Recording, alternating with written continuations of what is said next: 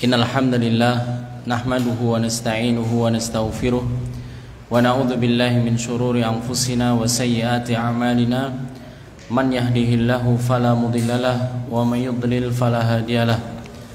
Asyhadu an la ilaha illallah wahdahu la syarikalah wa asyhadu anna Muhammadan 'abduhu wa rasuluh. Ya ayyuhalladzina amanu taqullaha haqqa tuqatih wa la tamutunna illa wa antum muslimun. Ya ayyuhan nasu taqu rabbakumul ladzi khalaqakum min nafsin wahidah wa khalaqa minha zawjaha wa batha minhuma rijalan katsiran wa nisaa'a wattaqullaha alladzi tasaaluna bihi wal arham innallaha kana 'alaikum raqiba. Ya ayyuhalladzina amanu taqullaha wa qulu qawlan sadida yuslih lakum a'malakum wa yaghfir lakum dhunubakum wa may yuti'illaha wa rasulahu faqad faza fawzan 'azima. Amma ba'd, fa inna asdaqal hadithi kitabullah wa khairal hadyi hadyu Muhammadin sallallahu alaihi wasallam wa syarrul umuri muhdatsatuha fa inna kulla muhdatsatin bid'ah wa kulla bid'atin dhalalah wa kulla dhalalatin finnar. Ma'asyiral muslimin rahimani wa rahimakumullah. Alhamdulillah, kita bersyukur pada Allah Subhanahu wa taala.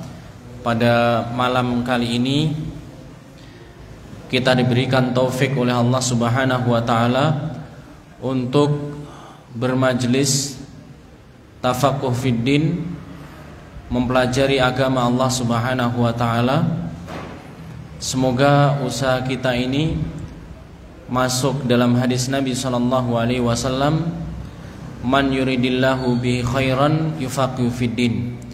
Barang siapa yang Allah Subhanahu wa taala kehendaki kebaikan, maka dia pahamkan, ya. Maka Allah akan pahamkan dia urusan agama. Salah satu sarana, ya, kita dipahamkan oleh Allah Subhanahu wa taala agamanya Allah yang Allah turunkan, yaitu dengan duduk di majelis ilmu. Dan semoga juga usaha kita termasuk dalam hadis Nabi sallallahu alaihi wasallam, man salaka tariqan yaltamisu fihi ilman sahhalallahu lahu bihi tariqan ilal jannah. Barang siapa yang menempuh suatu jalan untuk mendapatkan ilmu, maka Allah Subhanahu wa taala mudahkan baginya dengan jalan tersebut menuju surganya Allah Subhanahu wa taala. Kemudian insyaallah pada malam kali ini kita akan ganti kitab baru, ya. Alhamdulillah kita sudah menyelesaikan satu kitab, Aqidatut Tauhid karangan Syekh Fauzan hafizahullah taala, kurang lebih 3 tahunan, ya, atau lebih, ya, 3 tahun lebih, ya, 3 tahunan lebih. Dan sekarang kita ganti kitab, ya, Usul Salasah karangan Syekh Muhammad Ibnu Abdul Wahhab rahimahullah ta'ala, yang sekaligus kita bacakan syarahnya, keterangan dari kitab ini. Dan banyak sebenarnya syarah-syarah yang lainnya, tapi kita pilih, ya, pada kesempatan kali ini, yaitu syarahnya Syekh Muhammad Ibn Shalih Al-Utsaimin rahimahullah ta'ala. Semoga Allah Subhanahu wa ta'ala memberkahi pelajaran kita ini.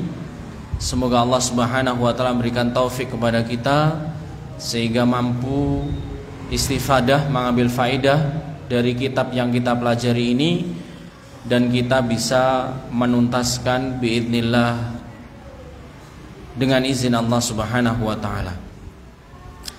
Teman-teman, ya, mungkin sebelum dimulai, mumpung dari awal ini bisa dimiliki kitabnya, ya. Kalau ada syarahnya sekalian malah bagus, ya. Kalau tidak ada mungkin difotokopikan, ya.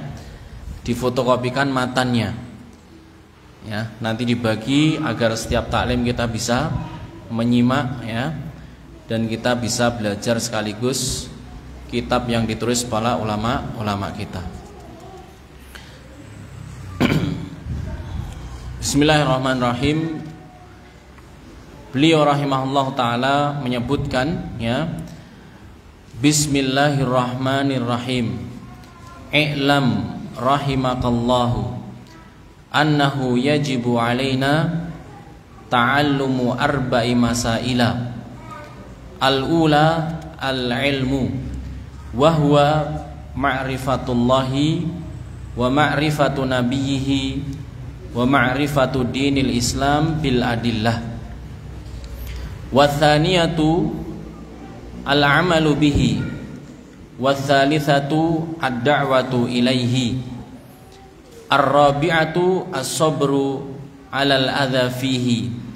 Wad dalilu qauluhu ta'ala wal 'asri innal insana lafi khusrin illal ladzina amanu wa 'amilus shalihat wa tawasaw bil haqq wa tawasaw bis sabr. Qala Syafi'i rahimahullahu ta'ala law ma anzalallahu hujjatan 'ala khalqihi illa hadhihi surah lakafathum. Wa qala al-Bukhari rahimahullahu ta'ala babun al-ilmu qabla al-qawli wal amali. Wad dalilu qawluhu ta'ala fa'lam annahu la ilaha illallah wastaghfir li dzambik. Fabada'a bil ilmi qabla al-qawli wal amali. Ini penggalan yang pertama ya, yang beliau tuliskan di dalam risalah salah satu usul ini atau usul as-salasah. Kita artikan kemudian kita bacakan keterangan dari Syekh Muhammad Ibnu Shalih Al-Utsaimin rahimahullahu taala. Bismillahirrahmanirrahim. Dengan menyebut nama Allah yang Maha Pengasih, yang Maha Penyayang. Ketahuilah semoga Allah mencurahkan rahmat padamu, bahwasanya wajib bagi kita ya, wajib bagi kita yaitu kaum muslimin mempelajari 4 perkara ya. 4 perkara ini wajib untuk dipelajari. Yang pertama yaitu al-ilmu ya. Kita wajib mempelajari ilmu. Apa itu? Yang pertama, kalau kita membicarakan ilmu adalah ma'rifatullah, yaitu ma'rifatullah, mengenal Allah. Wa ma'rifatu nabiyhi, dan mengenal nabinya Muhammad sallallahu alaihi wasallam. Wa ma'rifatu dinil Islam bil adillah, dan mengenal agama Islam dengan dalil-dalilnya. Inilah 3 perkara yang nanti akan ditanyakan ya, pertama kali ketika manusia yang meninggal dunia berada di alam barzah ya. Man rabbuka wa man nabiyyuka wa ma dinuka ya. 3 hal ini yang akan ditanyakan oleh malaikat sebagai ujian yang pertama ketika mereka di alam barzah. Wah, enak ya, dihafalkan sekarang saja, nanti ringan. Tidak ya. Jadi 3 perkara ini nanti hanya bisa diucapkan oleh orang-orang yang diteguhkan ya oleh Allah Subhanahu wa taala di atas keimanan. Sebagaimana mudahnya kita tatkala sehat semacam ini mengucapkan kalimat la ilaha illallah, tapi di akhir hayat ya, belum tentu setiap manusia, setiap hamba bisa mengucapkan kalimat tauhid tersebut ya. Tidak semuanya, hanya orang-orang yang diteguhkan keimanannya oleh Allah Subhanahu wa taala yang akan bisa mengucapkan kalimat tersebut. Itu kewajiban pertama kita sebagai hamba Allah untuk belajar ya, untuk belajar ilmu, mengenal Allah, mengenal nabinya, dan juga mengenal agama Islam. Kemudian yang kedua ya, al-amalu bihi. Kewajiban kita adalah beramal ya. Kewajiban kita adalah beramal setelah mengetahui ilmu. Amal ada 2 ya, yaitu amal jawarih, amalan anggota badan, dan juga amalan hati ya. Yang sebagian manusia mengetahui amalan itu hanya satu saja anggota badan.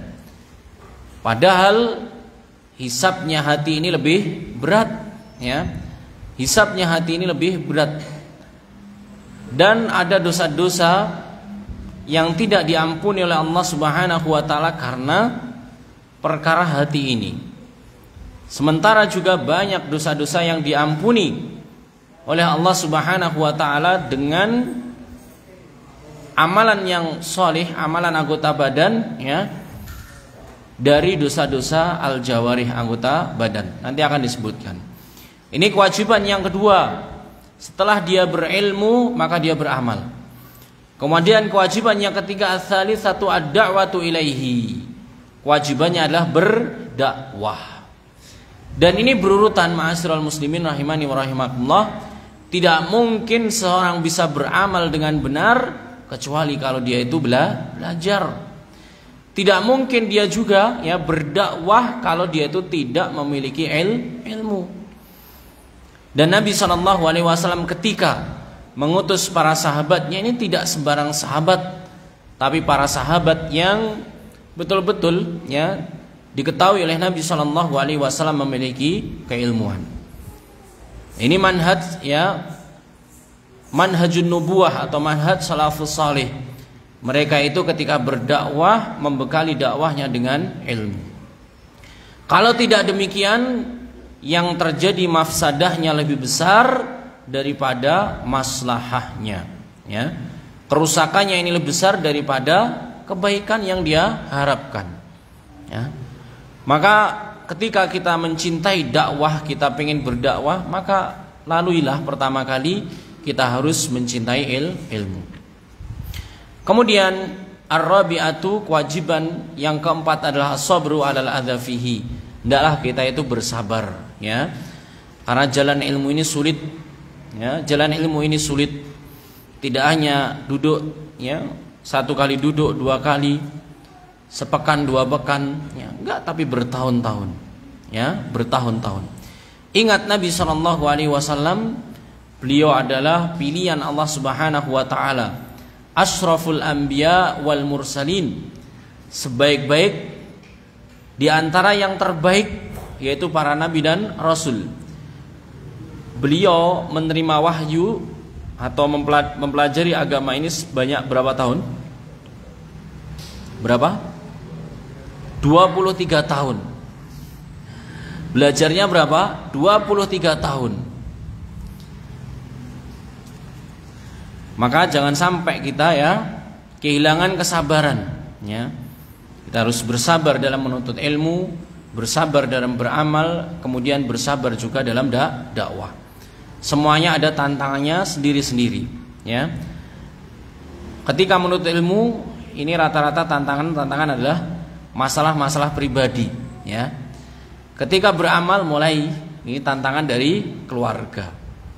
Ketika berdakwah, ya, ini mulai semuanya datang, ya. Tantangan dari diri sendiri, dari keluarga, dan juga dari masyarakat. Antum perhatikan, ya. Orang yang gagal menuntut ilmu ini gagal mengatasi masalah yang ada pada dirinya, ya. Orang yang gagal beramal ini dia gagal dalam mengatasi dirinya atau mengatasi masalah dengan keluarganya. Gagal berdakwah, ya, artinya dia tidak sabar kemudian meninggalkan dakwah karena dia tidak sabar atas tantangan-tantangan yang ada. Wa dalilu qauluhu ta'ala, dalil kewajiban itu tadi firman Allah Subhanahu wa taala di dalam surat Al-Asr, demi waktu, ya, sesungguhnya manusia dalam kerugian.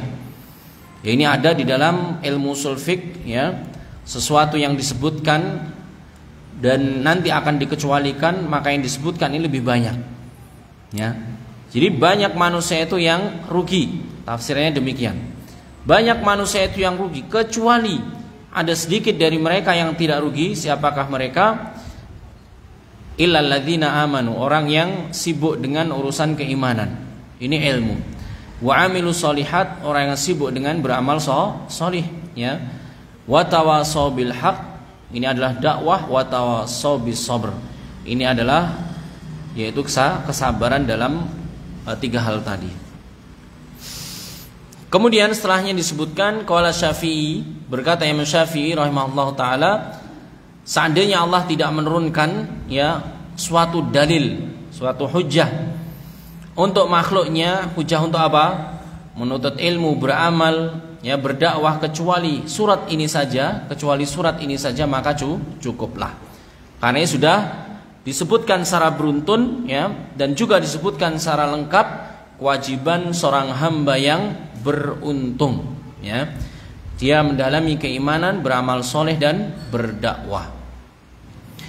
Wa qala al-Bukhari, Imam Bukhari rahimahullahu taala menyebutkan di dalam kitabnya ya, babun ya, ada satu judul yang beliau tulis, al-ilmu qabla al-qawli wal amal.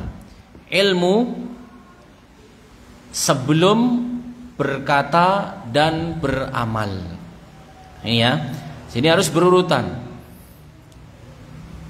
Gak boleh kita itu berkata, mengucapkan suatu kecuali berdasarkan ilmu. Tidak boleh juga kita itu beramal, beribadah kecuali harus didasarkan dengan ilmu. Ya. Wa dalilu qauluhu ta'ala, dalil ala firman Allah Subhanahu wa taala, fa'lam annahu la ilaha illallah, ketahuilah ya, ilmuilah bahwasanya tidak ada ilah yang berhak disembah kecuali Allah, wastaghfir lidzanbik ya, dan mohon ampun atas dosa-dosamu. Fabada bil ilmi, maka dalam firman ini Allah Subhanahu wa taala menyebutkan al ilmu lebih dahuluan, kewajiban ilmu terlebih dahulu, qablal qawli wal amali ya, sebelum berkata dan beramal ya. Taib jamaah rahimani wa rahimakumullah, kita akan sebutkan ya keterangan yang disebutkan oleh Syekh Muhammad Al-Utsaimin rahimahullah taala terkait dengan paragraf yang sudah kita bacakan. Bismillahirrahmanirrahim ya. Kita langsung terjemahkan ya, dan kita ambil poin-poin yang penting dari keterangan beliau rahimahullah ta'ala. Pengarang kitab ini memulai tulisannya ya, apa yang beliau tulis dengan ucapan basmalah ya, Bismillahirrahmanirrahim. Yang demikian tersebut mencontoh kitabullah ya, mencontoh Al-Quran ya. Awal-awal surat di dalam Al-Quran disebutkan terlebih dahulu apa? Bismillahirrahmanirrahim. Kecuali ada satu surat apa? Apa? At-Taubah ya, At-Taubah. Tapi semua surat-surat yang lainnya diawali dengan Bismillah. Jadi mu'alif di sini, pengarang kitab Al-Usul Ats-Tsalatsah ini mengawali dengan Bismillah karena mengikuti apa yang ada di dalam Al-Quran ya, karena semua surat ini diawali dengan basmalah, dan juga mengikuti hadis Nabi SAW, kullu amrin dibalin ya, setiap perkara yang memiliki kepentingan, artinya perkara yang tidak sembarangan ya, perkara yang penting. La yabda'u fihi bi bismillah, yang tidak dimulai dengan bismillah, ada perkara penting yang tidak dimulai dengan bismillah, fahuwa abtar, maka dia itu akan terputus dari kebaikan. Ini ya.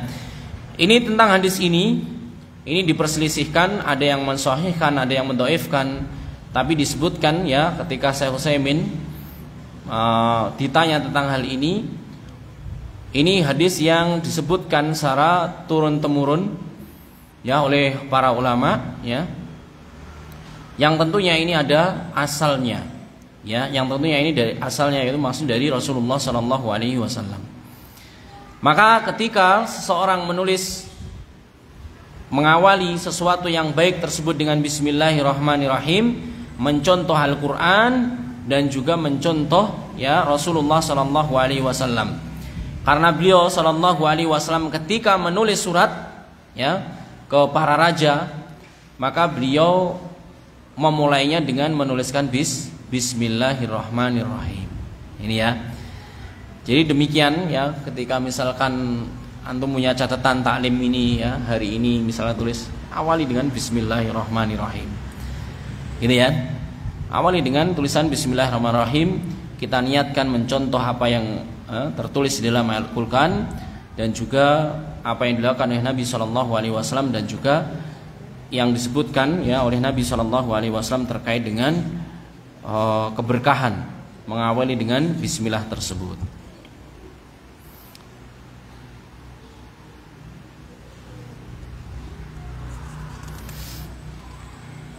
Nah, di sini disebutkan ya.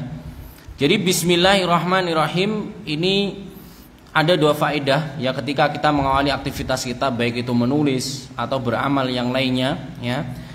Itu disebutkan at-tabarruk bil bada'ah bismillah subhanahu wa ta'ala. Kita itu mengambil keberkahan dari nama Allah Subhanahu wa ta'ala yang disebutkan pertama kali sebelum kita itu beraktivitas. Ini kan bismillahirrahmanirrahim. Selain itu mengingatkan kita, seandainya kita ada niatan-niatan yang tidak baik ya ketika beramal, maka diluruskan dengan pembacaan bismillahirrahmanirrahim ya. Masa seorang ketika berniat buruk, berniat jahat atau melakukan aktivitas yang jahat dia bismillahirrahmanirrahim, pasti diingatkan dengan kata bismillahirrahmanirrahim tersebut ya. Maka kita biasakan ya, mau sholat dan seterusnya diawali dengan bismillah ya.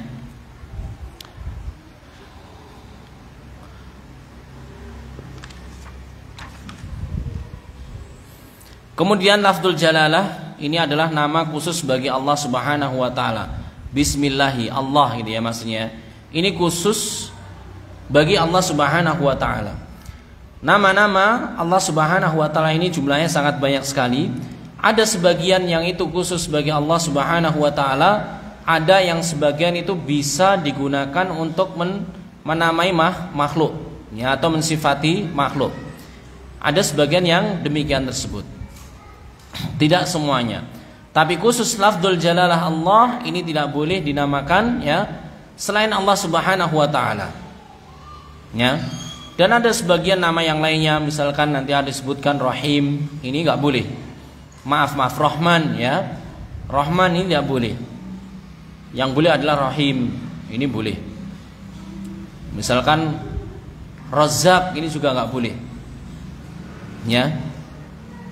Ini enggak boleh ketika seorang bikin toko gitu kan, kemudian tokonya dinamakan apa? Allah, ini jelas enggak boleh.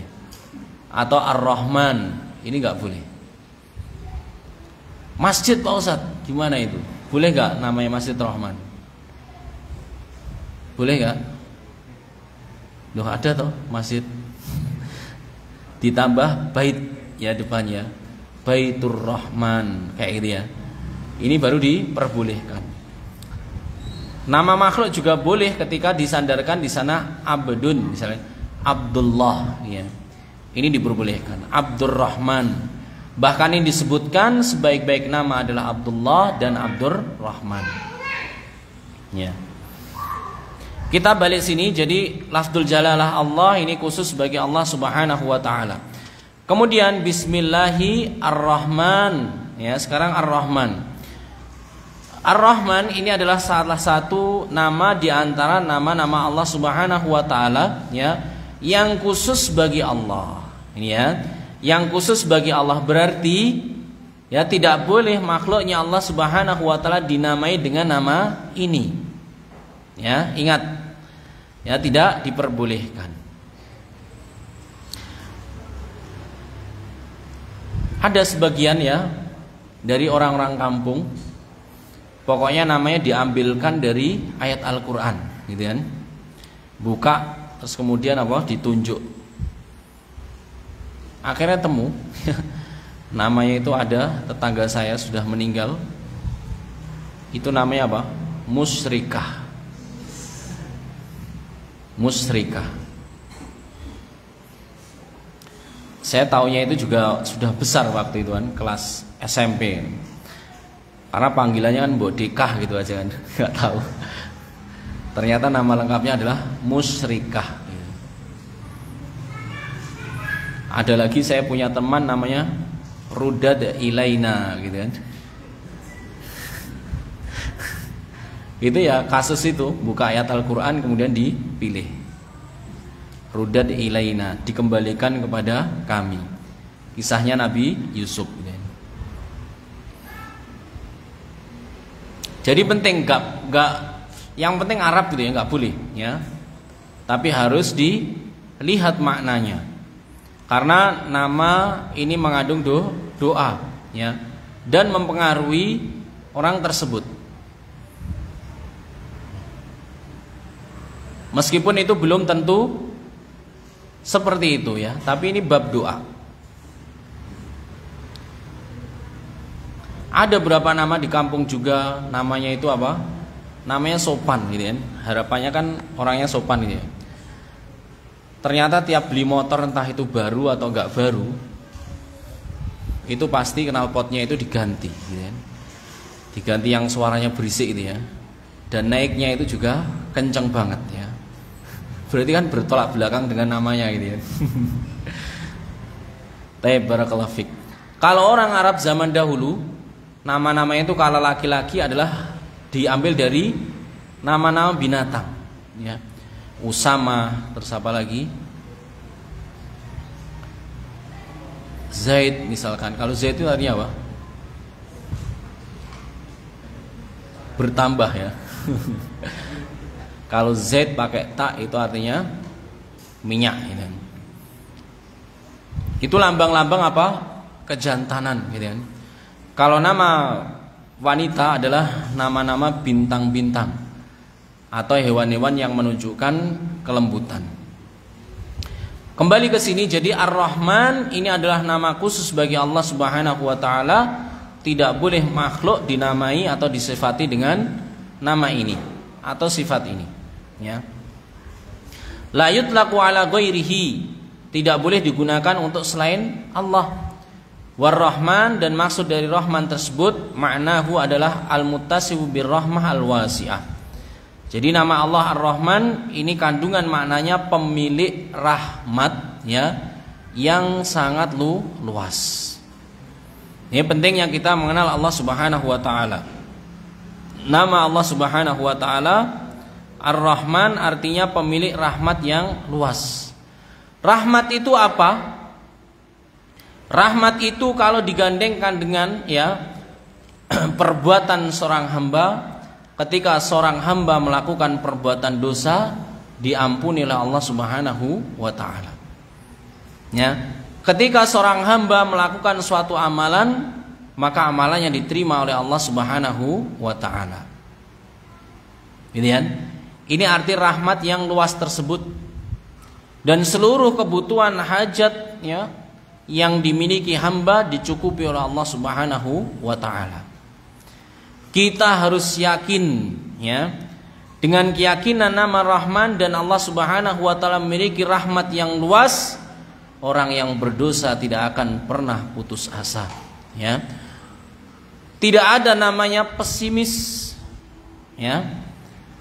Saya punya masa lalu yang sangat hitam ya.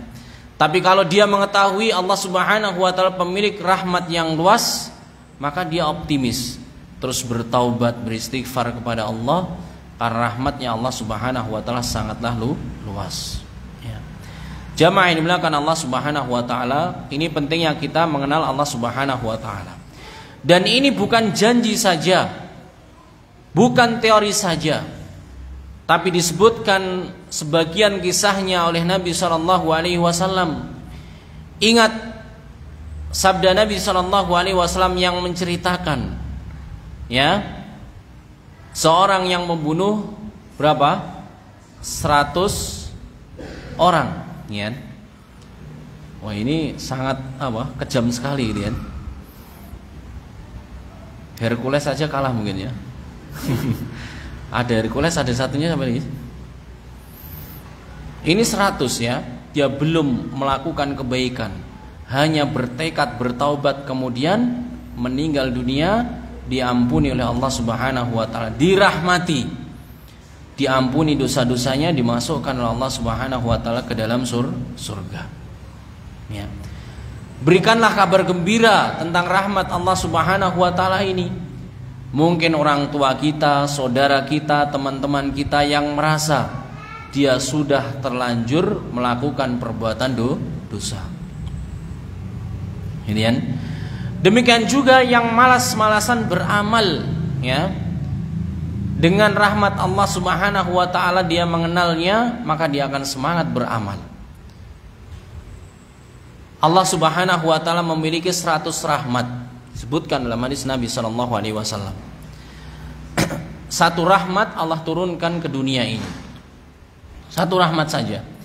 Ini mencukupi makhluk Allah dari pertama sampai akhirnya. Ini dengan satu rahmat saja.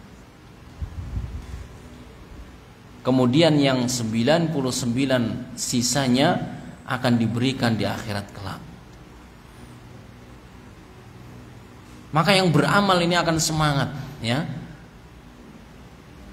Satu rahmat saja ini luar biasa, tidak habis-habisnya. Dari penciptaan yang pertama sampai nanti di hari kiamat. Bagaimana dengan 99 rahmat yang tersisa? Pak Ustadz, saya itu pesimis, khawatir gak keduman tempat di surga gitu. Numpangnya di surga jamaah rahimani wa rahimakumullah, artinya orang yang terakhir masuk ke dalam surga, disebutkan oleh Rasulullah SAW, dia mendapatkan dunia beserta isinya ini dikalikan 10 kali lipat.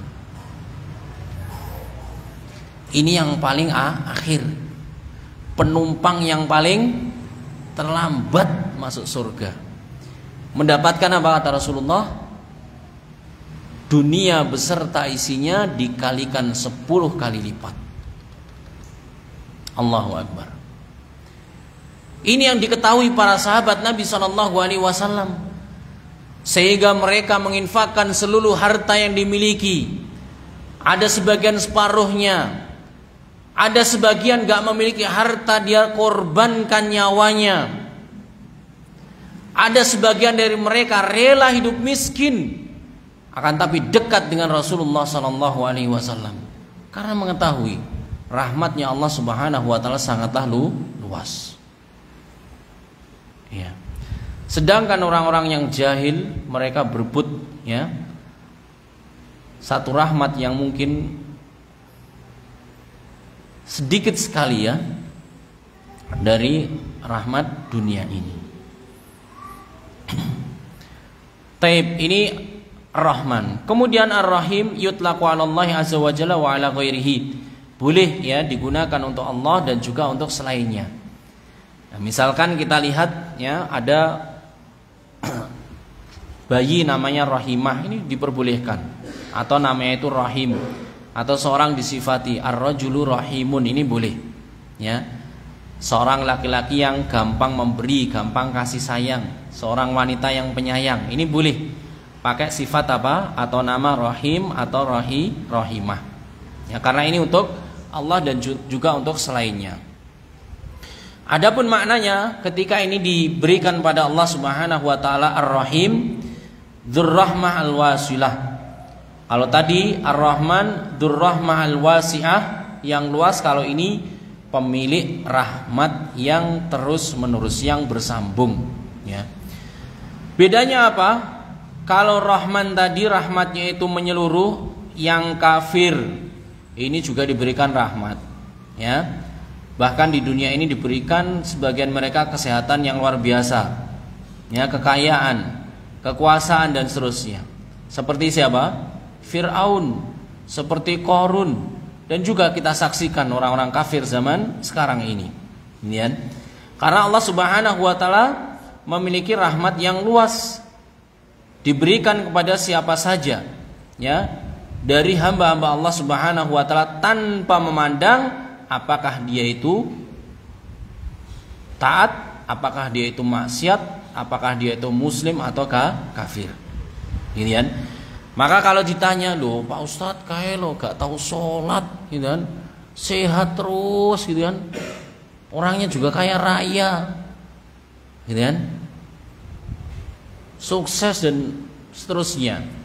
Maka kembalinya ke sini, Allah itu, ya, memiliki nama Ar-Rahman, ya. Jadi siapa saja tanpa dipilih oleh Allah Subhanahu wa taala diberikan rahmatnya. Tapi Ar-Rahim ini, ya, diberikan oleh Allah Subhanahu wa taala adalah ila man yasha'u min ibadih, kepada hamba-hamba yang dikehendaki. Diberikan keimanan tidak semuanya, ya. Diberikan kemudahan taat tidak semuanya. Dan nanti ya di akhirat diberikan kemudahan-kemudahan tidak semuanya. Dimasukkan ke dalam surga tidak semuanya. Ini adalah Ar-Rahim, pemilik rahmat yang bersambung, yaitu rahmat yang diberikan oleh Allah Subhanahu wa taala dari hamba-hamba yang dikehendaki, ya. Dan ini rahmat ini khusus, ya, diberikan oleh Allah Subhanahu wa taala kepada hamba-hamba yang taat, ya. Meskipun ya kelihatannya kekurangan harta, tapi sholat 5 waktunya ini apa? Ditunaikan dengan sebaik-baiknya, bisa menghadiri majelis taklim, ya, bisa beramal soleh dengan mudah dan seterusnya. Ini adalah rahmatnya yang khusus yang Allah Subhanahu wa taala berikan kepada hambanya. Ma'asyiral muslimin rahimani wa rahimakumullah. Perhatikan para nabi, para rasul, orang-orang soleh, ya. Mereka memiliki asar dari sifat Ar-Rahim ini. Mereka semuanya diberikan oleh Allah Subhanahu wa taala pemahaman terhadap wahyu, ketundukan terhadap wahyu, kemudian beramal dengan wahyu yang Allah Subhanahu wa taala turunkan. Ini nikmat yang khusus yang Allah Subhanahu wa taala berikan kepada mereka. Ini ya. Jadi ketika kita itu berdoa, ya, jangan levelnya itu tingkat yang umum tadi. Ya. Ya Allah berikan rezeki, silakan. Tapi kita yang sudah mengenal ya wahyunya Allah Subhanahu wa taala tambahi. Ya Allah berikanlah rezeki yang bermanfaat. Ya Allah berikan rezeki yang berkah. Ya Allah panjangkanlah usia. Jangan gitu saja. Tapi apa? Ya Allah berikanlah ya usia yang panjang serta bermanfaat, berkah dan seterusnya. Dan ini dicontohkan oleh Nabi SAW ketika meminta model rahmat yang pertama disandingkan dengan rahmat yang kedua ini. Karena ya rahmat yang pertama meskipun ya tidak meminta pasti dicukupi oleh Allah Subhanahu wa taala. Allah Subhanahu wa taala yang menciptakan, Allah Subhanahu yang memberikan rizki. Ini sudah paketan yang Allah Subhanahu wa taala berikan. Tapi bedanya orang yang beriman, mereka menambahkan rahmat yang umum tadi dengan rahmat yang khusus. Di antara doa Nabi SAW, Allahumma inni as'aluka ilman apa? Nafi'an, wa rizqan thayyiban, wa amalan mutaqabbalan.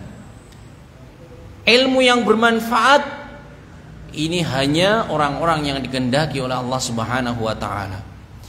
Rezeki yang baik hanya dimiliki oleh orang-orang yang diberikan taufik oleh Allah Subhanahu wa taala. Demikian juga ya amalan yang diterima. Ini ya.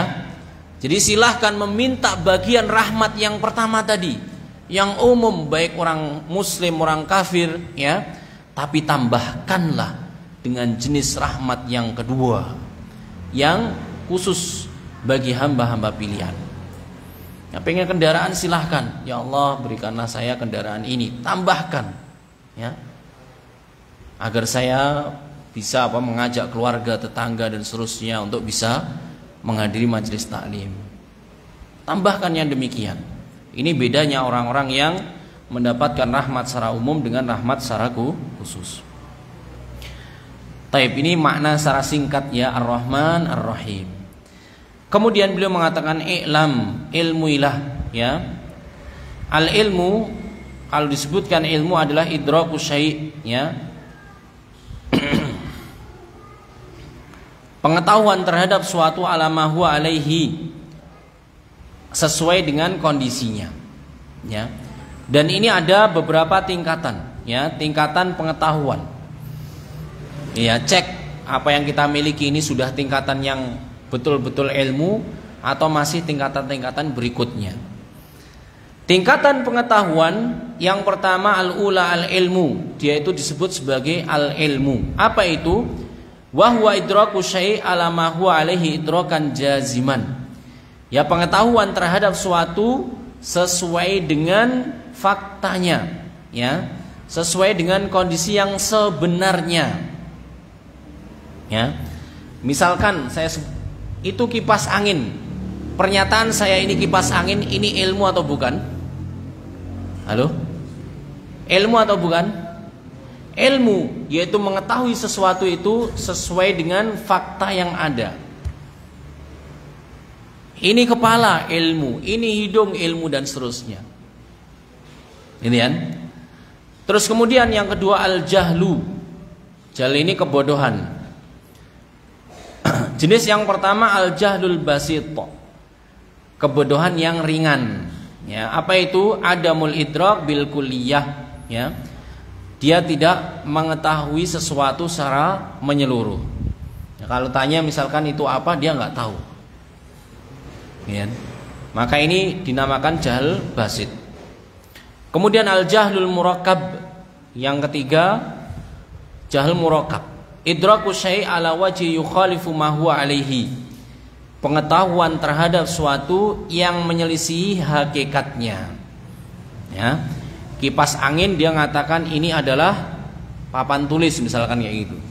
Ini namanya jahil murakkab. Jahil yang double. Ya. Nanti terakhir kita praktekkan dalam keilmuan agama. Kemudian al-wahmu, selanjutnya al-wahmu idraku syai' mahtimali diddir rajih, ya. Pengetahuan terhadap suatu dengan kemungkinan faktanya itu yang rajih adalah yang sebaliknya. Ini wahm. Ya.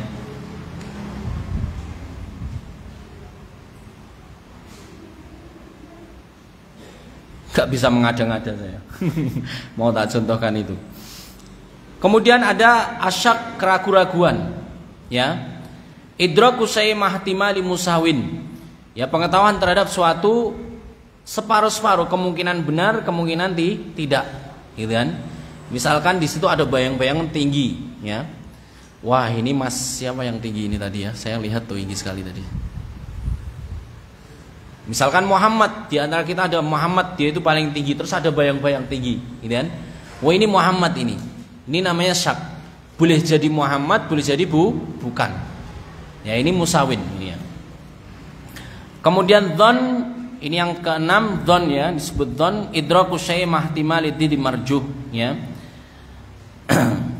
Pengetahuan terhadap suatu tapi ada kemungkinan lawannya ini adalah marjuh, yang tidak kuat, artinya yang ada yang dia yakini itu lebih kuat.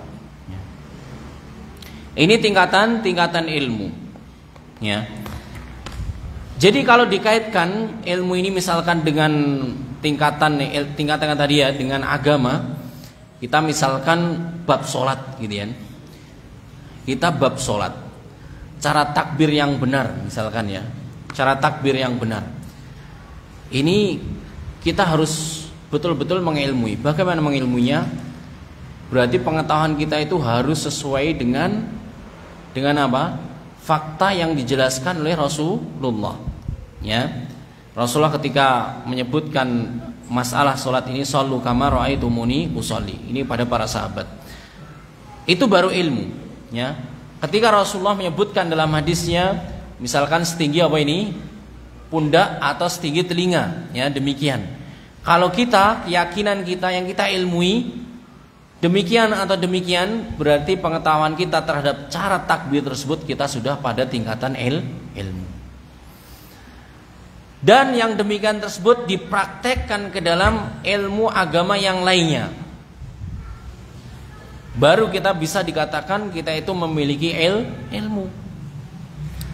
Caranya bagaimana? Dicek, disesuaikan dengan petunjuk wahyu ini. Ya. Dengan apa? Al-Quran dan Sunnah Nabi SAW.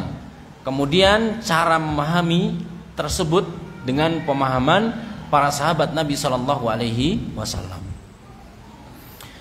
Kenapa harus saklek kayak gitu Pak Ustadz? Kalau misalkan dipaksa dengan kata saklek ya, karena mereka yang sudah dijamin oleh Allah Subhanahu wa taala ketika Allah Subhanahu wa taala berfirman, Ini sudah isya ya. Kita akhiri dengan contoh ini. Kenapa harus meniru mereka? Karena mereka direkomendasikan oleh Allah ya, di dalam banyak ayat, dipuji oleh Allah ya, diperintahkan untuk mengikuti jalan mereka. Mereka yang dipuji Rasulullah, disebutkan sebagian mereka adalah para penghuni surga. Kalau bukan meniru mereka, niru siapa? Gitu kan? Maka kalau kita betul-betul berilmu, cocokkan dengan Al-Quran, Sunnah sesuai dengan apa yang diamalkan oleh para sahabat Nabi SAW. Taib jamaah rahimani wa rahimakumullah, ini beberapa faedah yang bisa kita bacakan ya pada pertemuan kali ini. Semoga kita semuanya betul-betul memiliki ilmu yang bermanfaat ya, ilmu yang diturunkan oleh Allah Subhanahu wa taala sesuai dengan apa yang dijelaskan oleh Rasulullah sallallahu alaihi wasallam. Sebelum saya akhiri, saya ingatkan kembali, kalau bisa teman-teman semuanya, jamaahnya ya, punya kitab ini. Kalau ada sarahnya silahkan, kalau memang tidak ada, bisa matanya ini tipis Pak Eko ya. Nanti saya carikan, saya kirimkan, nanti digandakan biar semuanya bisa menyimak apa yang disebutkan oleh penulis di dalam kitab ini. Semoga bermanfaat bagi kita semuanya. Wassallallahu ala nabiyyina Muhammad wa ala alihi wa ashabihi wa man tabi'ahum bi ihsanin ila yaumiddin. Wa akhiru da'wana alhamdulillahi rabbil alamin.